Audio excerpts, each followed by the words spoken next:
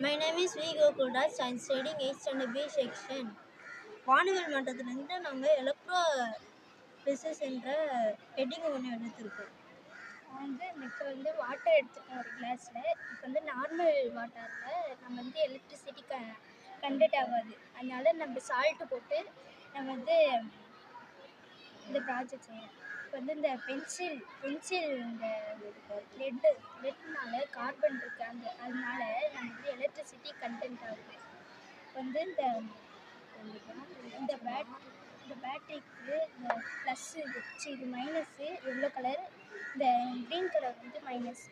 இப்போ இந்த ப்ளஸில் பார்த்தீங்கன்னா ஆக்சிஜன் இருக்குது, மைனஸில் பார்த்தீங்கன்னா ஹைட்ரஜன் இருக்குது.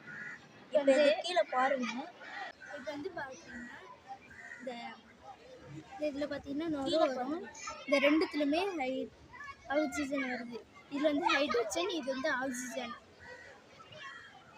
பார்த்தீங்கன்னா நல்லா வரும். ஹைட்ரஜனில் அதிகமாக வரும், ஆக்சிஜனில் கம்மியாக வரும்.